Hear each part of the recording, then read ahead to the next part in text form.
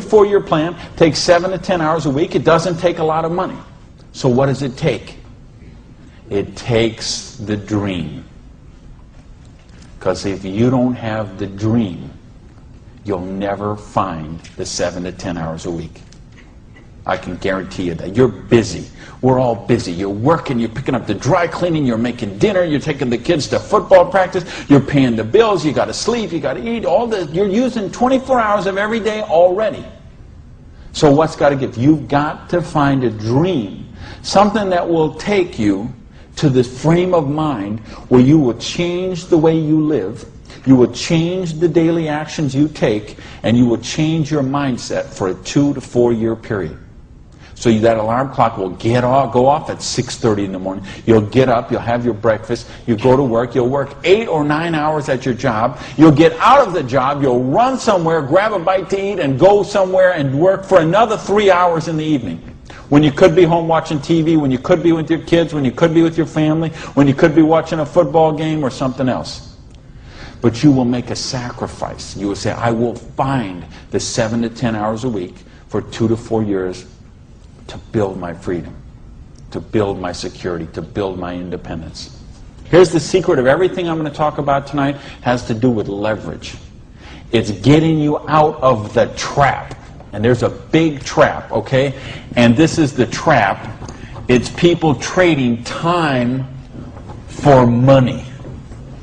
You work 40 hours, you get paid for 40 hours. So you work 40 hours and you get paid $400 a week. If you're sick half a day and you only work 35 hours, you get paid $350. If you need some extra money because there's something that you want to do, you put in some overtime, so you work 45 hours, so maybe you get $450. Well, you know what? That is trading time for money. Time for money. Hours for dollars, hours for pounds, hours for dollars, hours for cougar rands, whatever the currency is. If you're trading time for currency, you can't get wealthy. It's a trap. You got to put some leverage to work somehow to get out of that. But I started a study of prosperity. And here's what I found. 2 secrets of prosperity. If you want to be wealthy, secret number 1, you have to be your own boss.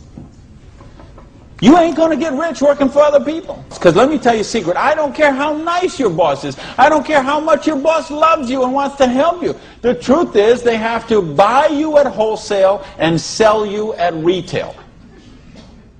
Otherwise they don't make money and they don't stay in business. So the only way they make money off you is to buy you at wholesale and sell you at retail.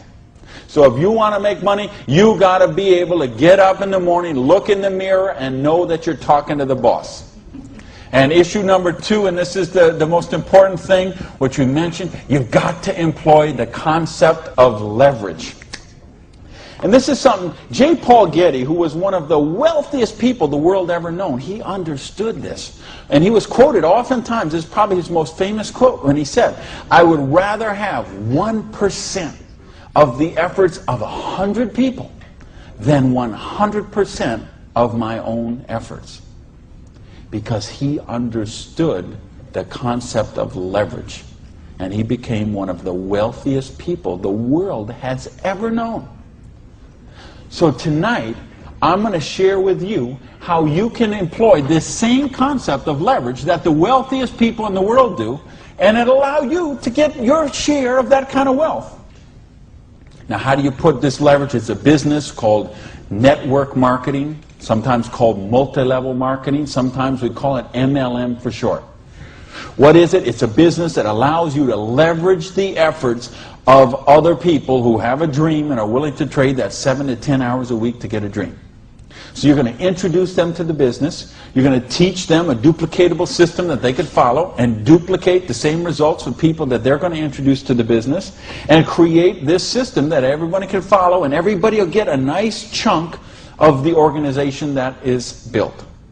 And because you direct your own organization, because you get some residual income out of the efforts of the people that you introduce to the business. That's the leverage. It's no different than when Madonna makes a record and every time they play that CD, she gets a royalty of that. When Coppola does a movie and that movie plays, it gets a royalty of that. This is how the average person can get leverage. See, if you got money, leverage is not a problem. You can leverage your money. You can buy stocks, bonds, invest in companies, invest in real estate, all that kind of stuff. I couldn't do that. If you could buy a franchise. If I would have bought a restaurant franchise instead of opening my own restaurant, chances are I'd still be in the restaurant business. But you know what? I couldn't afford the franchise fee. I didn't have that kind of money. You know, market, they'll tell you, unless you got $25,000 you can afford to lose, don't even get in the stock market. Well, I didn't have $25,000 I could afford to lose. I didn't have $25 I could afford to lose. Forget about. So I didn't have the money to leverage. And if you got a couple $100,000, couple million you can leverage, hey, maybe you don't even need to be here tonight. But I'm speaking to the rest of you who don't have that kind of money. And the rest of you who used to have that kind of money till the stock market tanked, and now your retirement fund is 40% of what it was 2 years ago.